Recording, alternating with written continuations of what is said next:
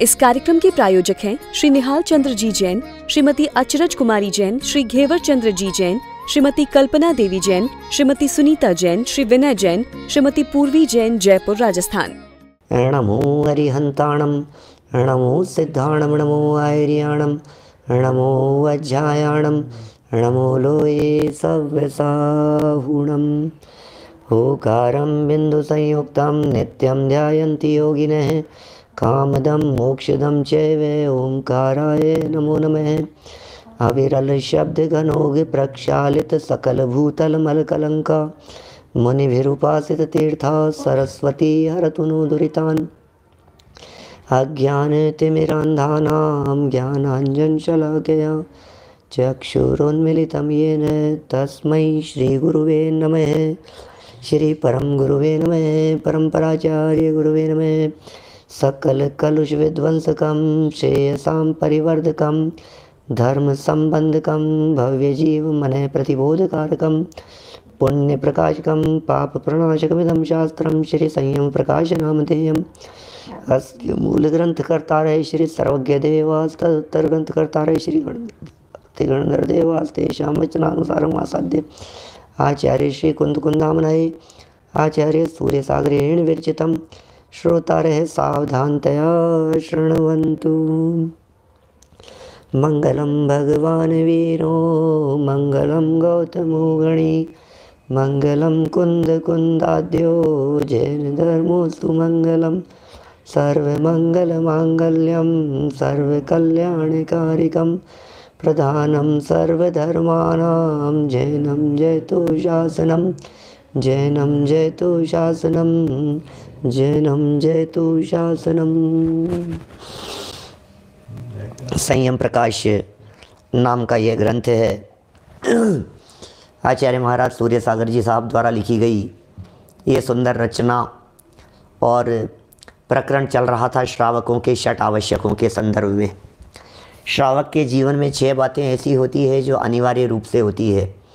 उनमें जिनेंद्र देव की पूजा, गुरुओं की उपासना, देव पूजा, गुरु उपासना, फिर स्वाध्याय, फिर संयम, फिर तप और दान। ये 6 आवश्यक ही नहीं, ये 6 परम आवश्यक हैं। प्रत्येक श्रावक के जीवन में होने ही चाहिए। प्रत्येक श्रावक को इन सब का पालन करना ही चाहिए। देव पूजा के संबंध में बहुत बातें हुई, पूजन में चढ़ाए जाने वाले द्रव्यों के संदर्भ में चर्चा हुई। गुरुओं की उपासना के बारे में भी, सच्चे गुरु कौन, झूठे गुरु कौन, फंसाने वाले कौन, उलझाने वाले कौन, कौन ऐसे गुरु होंगे जो हमारे गुरु आराध्य हो सकते हैं, ये चर्चा गुरुओं के संदर्भ में हुई। अब तीसरा आवश्यक है जिसका नाम है स्वाध्याय। पिछले 2-3 दिन से हम स्वाध्याय के संदर्भ में चर्चा कर रहे हैं। स्वाध्याय आवश्यक है, कंपलसरी है। स्वाध्याय के बिना जीवन व्यर्थ है। जिसके जीवन में स्वाध्याय नहीं, उसके जीवन में शांति नहीं। स्वाध्याय और शांति का अविनाभाव संबंध है। जीवन में थोड़ी बहुत भी अशांति दिखती हो तो एक ही काम कीजिए, स्वाध्याय। थोड़ा बहुत भी ऐसा लगता हो अशांति लग रही है, अशांति लग रही है, बस जिनवाणी की शरण ले लो आप। मैं दावे के साथ कह सकता हूँ आपके दुनिया में कोई दवाई इतनी क्विक असर नहीं करेगी जितनी असर ये स्वाध्याय रूपी औषधि करेगी। ये जीवनदायिनी है, ये वे महामंत्र हैं, ये वो सूत्र हैं जिनका अवलंबन लेकर के ज्ञानी धर्मात्मा पुरुष सदा काल सहज रहते हैं। स्वाध्याय किसका करें? स्वाध्याय कल हमने यह भी चर्चा की, स्वाध्याय किसका किया जाना चाहिए, सच्चे शास्त्र कौन से हैं।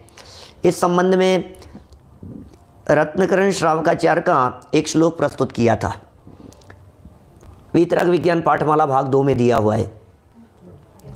आप तो पज्ञ मनुलंघ्य अदृष्टेष्ट विरोधकम, तत्वोपदेश कृत सार्वम शास्त्रम का पथ घट्टनम।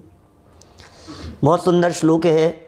जिन्होंने वीतराग विज्ञान पाठमाला बहुत अच्छे से पढ़ी होगी उन्हें अवश्य ये श्लोक याद होगा, होना ही चाहिए। मैं तो सबको कहता हूँ ये देव किसका नाम है, शास्त्र किसका नाम है, गुरु किसका नाम है, ये रत्नकरण श्रावकाचार्य के 2-4 श्लोक तो याद होने ही चाहिए। पाठमालाओं में भी दिए हुए हैं। देव किसे कहेंगे? आप तेनो छिन्न दोषेण सर्वज्ञेन आगमेशिना भवितव्यम नियोगेन नान्यथा आप तथा भवेत। फिर उसके बाद में 18 दोषों वाला श्लोक, शुद्ध पिपासा जरातंक जन्मांतक भयस्मया न राग द्वेष मोहाश्चय यस्याप्ते से प्रकीर्तिते। फिर ये शास्त्र वाला जिसमें कहा है आप तो उपज्ञ मनोलंघ्यम अदृष्टेष्ट विरोधकम तत्वोपदेश कृत सार्वम शास्त्रम कापथ घट्टनम। और एक गुरु के संदर्भ में विषयाशावशाती तो निरारंभो परिग्रह ज्ञान ध्यान तपोरक्त तपस्वी से प्रशस्यते। हमारे तो महाविद्यालय के बच्चों को याद है। मैं तो सामने मौजूद श्रोताओं को कहना चाहता हूँ, आपको भी याद होनी चाहिए। माने जिनवाणी वो होगी जिस जिनवाणी में विरोध नहीं हो, परस्पर विरोध नहीं हो, पूर्वापर विरोध नहीं हो, आगे पीछे की बातें आपस में मेल खाती हों, वो सब जिनवाणी है। यद्यपि जिनेंद्र देव की वाणी मौखिक रूप से होती है, लेकिन जब उसे लिख दिया जाता है तो लिपिबद्ध जिनवाणी को 4 भागों में बांटा गया है। प्रथमानुयोग, करणानुयोग, चरणानुयोग और द्रव्यानुयोग, ये 4 विभाजन है, ये 4 शैलियाँ हैं। ऐसा कह सकता हूँ यदि जिनवाणी हमारी माँ है तो ये 4 स्टाइल की माँ है। सबकी मम्मी एक जैसी नहीं होती। किसी की मम्मी डांट के काम कराती है, किसी की प्यार से कराती है, किसी की मम्मी कैसे पुचकार के कराती है, किसी की मम्मी उल्टा बोल के कराती है, किसी की मम्मी सीधा बोलती है। तो सब मम्मी का जो बोलने की स्टाइल है। लेकिन एक बात समझ लेना, मम्मी चाहे डांट के काम करा रही हो, चाहे प्यार से बोल के करा रही हो, मम्मी चाहे उल्टा बोल रही हो चाहे सीधा बोल रही हो, मम्मी का उद्देश्य तो ये है बच्चे सुधर जाएं बस। माने अनुयोग कोई भी हो, स्टाइल कोई भी हो, चाहे कहानियों की जो स्टाइल है, जैसे प्रथमानुयोग कहते हैं, इस स्टाइल में जब चर्चा की जाती है तो पता से में रख करके दवाई दे दी जाती है। ये स्टाइल है प्रथमानुयोग की, माने प्रथमानुयोग की ये शैली है। लेकिन इसका अर्थ ये नहीं है कि तुम्हें किस्से सुनाने हैं, तुम्हें हंसी मजाक करानी है, तुम्हें मौज मस्ती से हाँ चल रहा है, नहीं भैया। ले जाना तो वीतरागता तक ही, मेन प्रयोजन तो वीतरागता ही है। आप प्रथमानुयोग की स्टाइल में बात करो चाहे चरणानुयोग की स्टाइल में बात करो, करणानुयोग से बात करो चाहे द्रव्यानुयोग से बात करो, उद्देश्य सबका एक है, वीतरागता। मैं एक छोटा सा एग्जाम्पल देता हूँ बात को समझाने के लिए। दुकान कोई भी हो, उद्देश्य है मुनाफा बस। कोई भी दुकान हो, बिजनेस कोई सा भी हो, मूंगफली का ठेला लगाने वाला व्यक्ति भी नुकसान के लिए नहीं करता है। कोई भी व्यक्ति किसी भी तरह का काम कर रहा हो, छोटा से छोटा व्यक्ति हो चाहे बड़े से बड़ा व्यक्ति हो, लेकिन प्रयोजन क्या है बिजनेस का? एक ही प्रयोजन है, एक ही प्रयोजन है बस, पैसा कमाना, पैसा कमाना, पैसा कमाना, प्रॉफिट प्रॉफिट एंड प्रॉफिट। भाई विवेक सिंह जी, सिर्फ प्रॉफिट, प्रॉफिट के अलावा दूसरा कुछ नहीं है, एक ही उद्देश्य है। खाने में आप कुछ भी बनाओ, प्रयोजन क्या है? पेट भरना प्रयोजन है, इसके अलावा कुछ नहीं है। तो यहाँ जो बात कहना चाहते हैं भैया, जिनवाणी कोई भी लिख रहा हो, किसी भी अनुयोग में लिखी गई हो, किसी भी शैली में लिखी गई हो, एकमात्र उद्देश्य है वीतरागता। वीतरागता की पोषक ही जिनवाणी कहलाती है। यह है मुक्ति का मार्ग, निरंतर हमको जो बतलाती है, ये मुक्ति का मार्ग दिखाती है, ये जिनवाणी है। तो 4 अनुयोग हो गए, स्टाइल सबकी अलग अलग बतला दी, प्रयोजन सबका एक कह दिया। तो कह रहे हैं जब प्रयोजन सबका एक है तो आपको दिखता क्या है? कहीं आपको खाना पीना दिखता है, कहीं आपको कहानियाँ दिखती है, कहीं आपको द्रव्य तत्व दिखाई देते हैं, कहीं आपको भौगोलिक रचनाएं दिखाई देती है। लेकिन ध्यान देखना, इम्पोर्टेंट बात क्या है, आपको कहानी में कहानी नहीं देखनी है, क्योंकि प्रयोजन वीतरागता था। इसलिए स्टोरी पढ़ते समय भी स्टोरी को नहीं देख करके वीतरागता को देखा तो काम हो गया। चरणानुयोग का जो प्रयोजन था वो वीतरागता प्रयोजन था, रागादि घटाना प्रयोजन था। ये प्रयोजन नहीं था कि हम खाने में लग गए, ये चरणानुयोग का प्रयोजन नहीं था। अरे शुद्ध व्यंजनों के नाम पर यदि दिवस गंवायो खाए कर और दिन भर हमने खाने के अंदर यदि बिता दिया तो फिर क्या मतलब निकला? भोजन के प्रति आसक्ति कितनी कम हुई, रागादिक कितने कम हुए, विभाव भाव कितने कम हुए, विषय कषाय कितने घटे। ये मूल प्रयोजन है, रागादिक का घटना और वीतरागता का पोषण, एकमात्र यही प्रयोजन है अनिल भाई दोषी जी। इसके अलावा दूसरा कोई प्रयोजन नहीं है भाई साहब।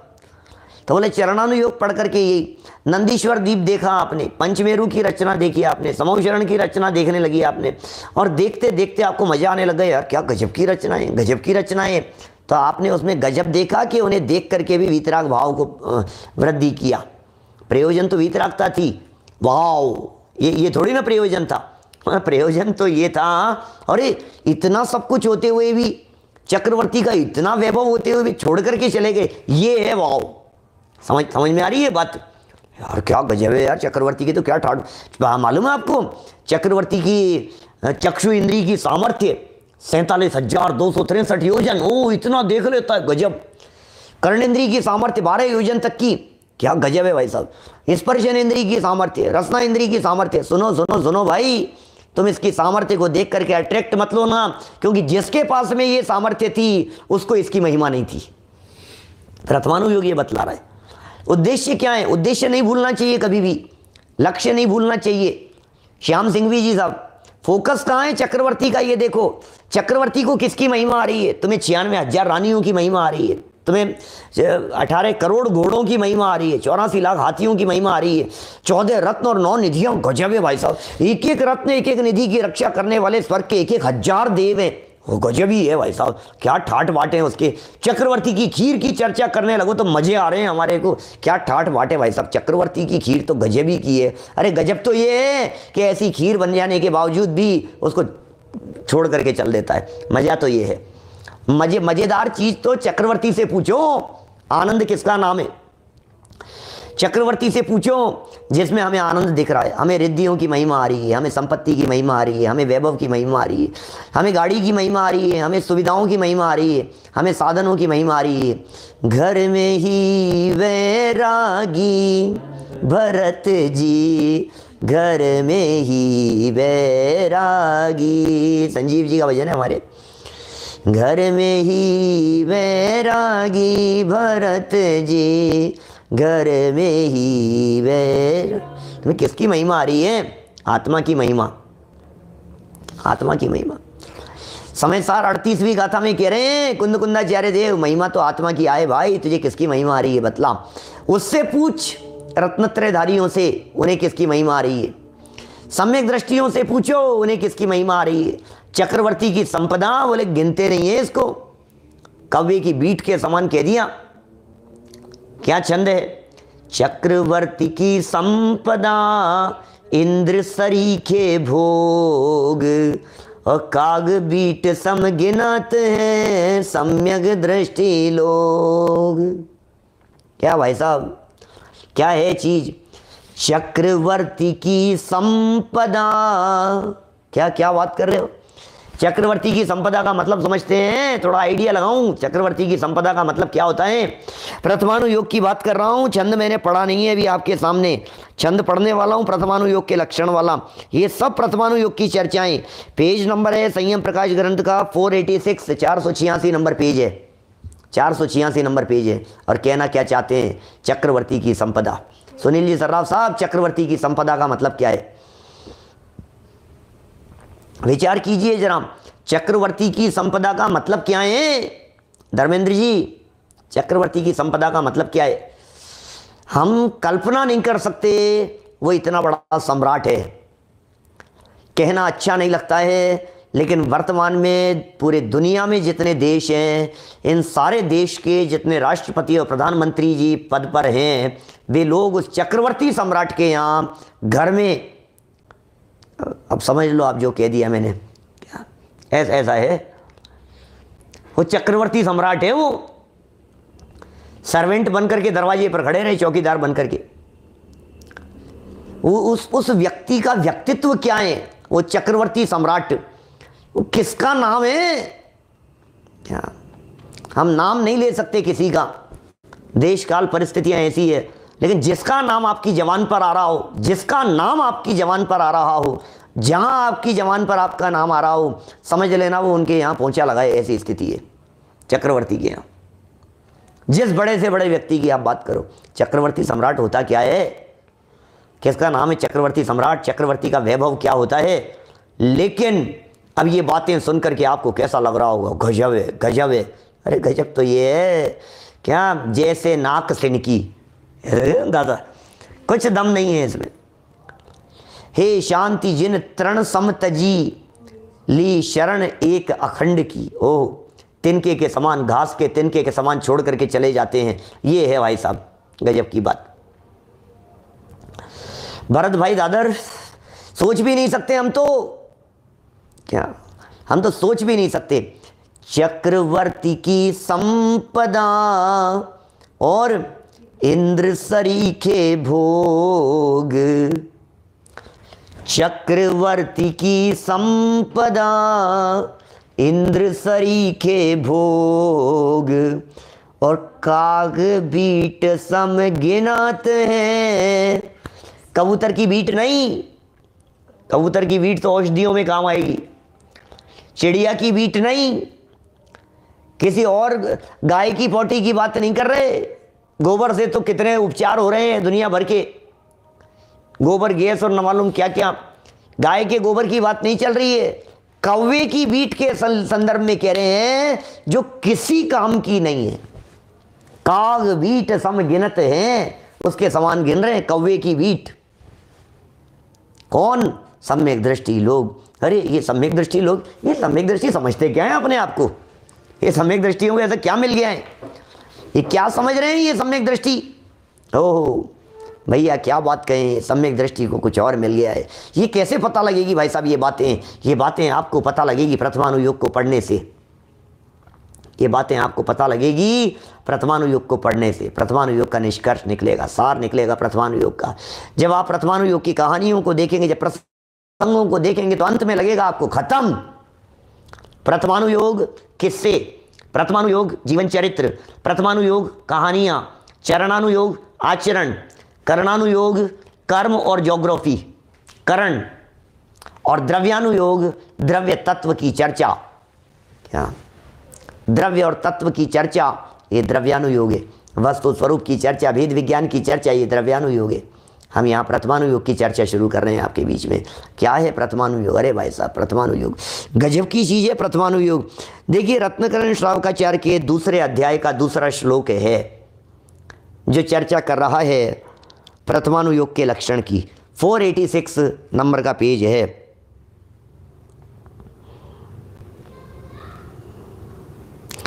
प्रथमानुयोगमर्थाख्यानं चरितं पुराणमपि पुण्यं बोधि समाधि निधानं बोधति बोधः समीचीन है। ओह क्या लिख रहे हैं? जिसमें परमार्थ विषय का कथन हो, जिसमें परमार्थ विषय का कथन हो, प्रथमानुयोग की बात कर रहे हैं, परमार्थ विषय का कथन हो और पुण्य को उत्पन्न करने वाला हो, अप्राप्त सम्यक दर्शन को तथा धर्म और शुक्ल ध्यान को उत्पन्न करने वाला हो, ऐसे चरित्र रूप शास्त्र, ऐसे चरित्र रूप शास्त्र जिसमें किसी एक पूज्य पुरुष का चरित्र चित्रण किया गया हो, प्रथमानुयोग कहलाता है। प्रथमानुयोग में किसी एक पूज्य पुरुष के चरित्र चित्रण किया जाएगा, उसके लाइफ स्टाइल को बतलाया जाएगा। प्रथमानुयोग शाश्वत नहीं होता, प्रथमानुयोग अनादि अनंत नहीं होता, प्रथमानुयोग बदलता रहता है क्योंकि महापुरुष बदलते रहते हैं। प्रथमानुयोग तो स्टोरी है, प्रथमानुयोग तो समझ लीजिए आप नई नई है स्टोरी, नई नई कहानियाँ हैं। आप भी प्रथमानुयोग के हिस्से हो सकते हैं, आप भी प्रथमानुयोग हो सकते हैं।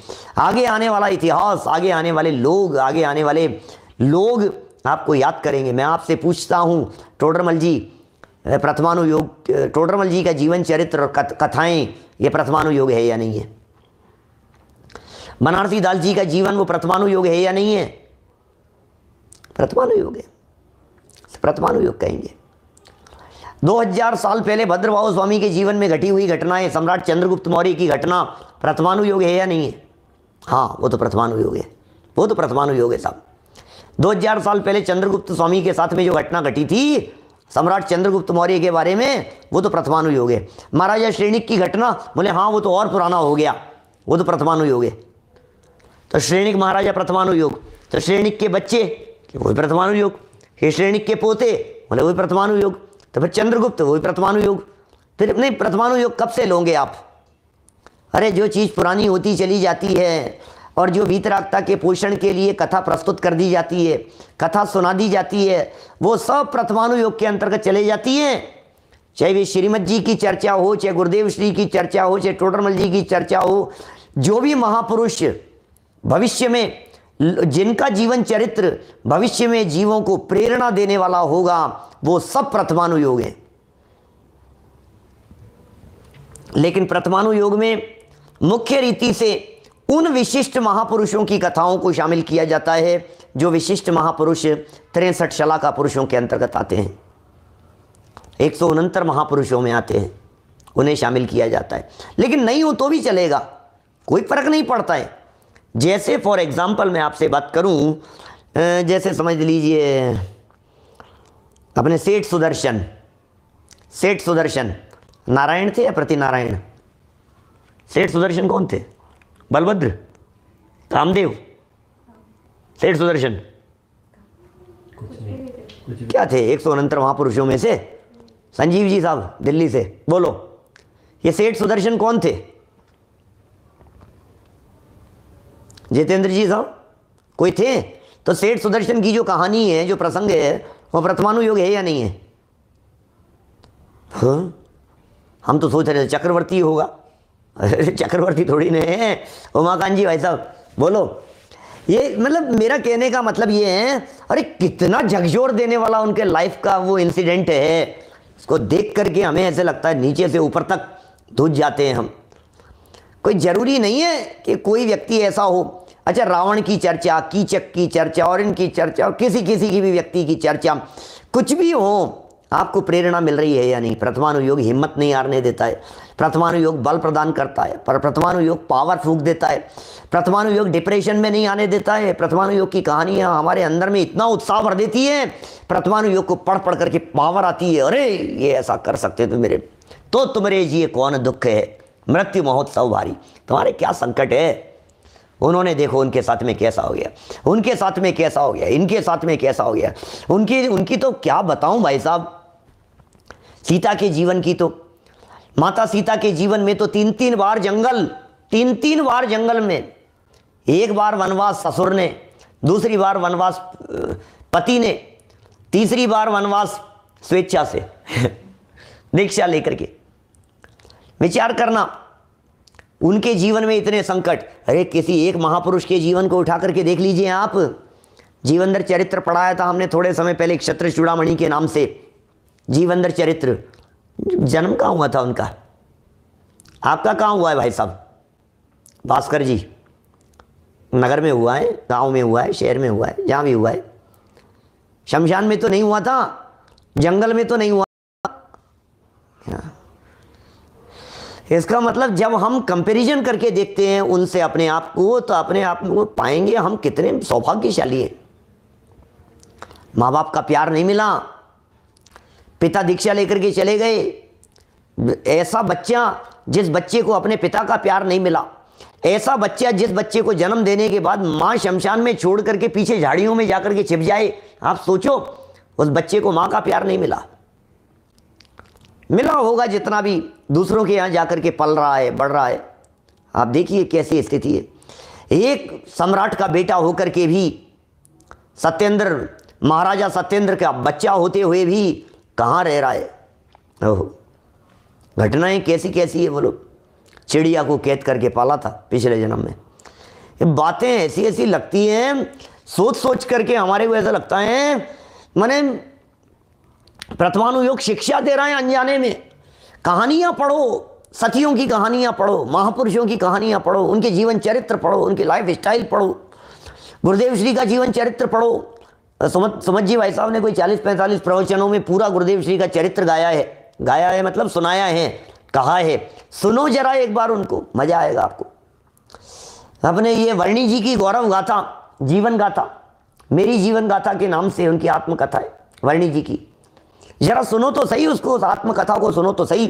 बनारसी दास जी का अर्ध कथानक पढ़ो आप, जरा आपको मजा आएगा। और ऐसे ऐसे जीवन में ऐसी घटनाएं हो जाती है, ऐसा हो गया था, ऐसा हो गया था, ऐसा हो गया है, और समझ में नहीं आता है।